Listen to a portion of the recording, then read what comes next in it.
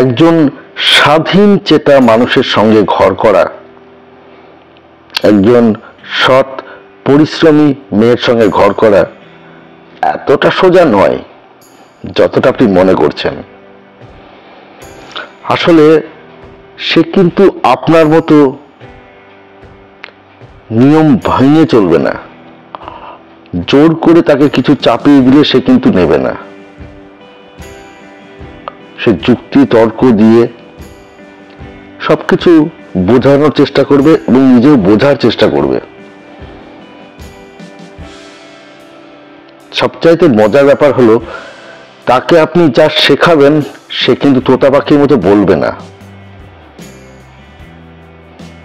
সে পরিশ্রম করবে, চাকরি করতে পারে বা ইনকাম করতে পারে, আপনার রেস্টুরেন্টের বিল দিয়ে দেবে, সিনেমা হলের টিকিটটাও কেটে দিতে পারে, এমনকি আপনার শপিং মলে গিয়ে যে শার্ট প্যান্টটা কিনছেন তারও বিল দিয়ে দিতে পারে।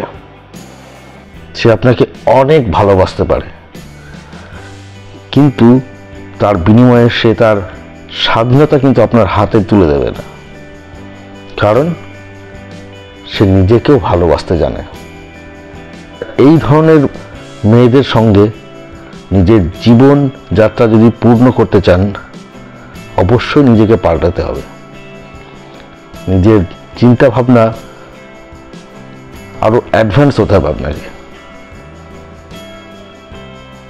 নিয়মের বেড়াজালে তাকে বাঁধতে গেলে হবে না, তাকে ভালোবেসে তার সঙ্গে থাকতে হবে, বন্ধুর মতো হাত বাড়িয়ে দিতে হবে তাকে। তবে দেখবেন সে আপনার প্রকৃত বন্ধু হয়ে রয়ে গেছে। হয়তো সমাজের অনেকে আপনাকে বলতে পারে কিরকম মেয়ের সাথে বিয়ে করেছিস, আপনি সেটা মাথায় নেবেন না।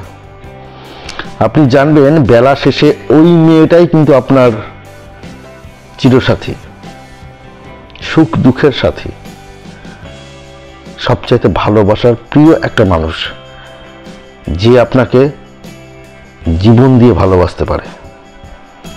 তাই তাকে যোগ্য সম্মান করুন, তার স্বাধীনতাটাকে শিকল পরাবেন না,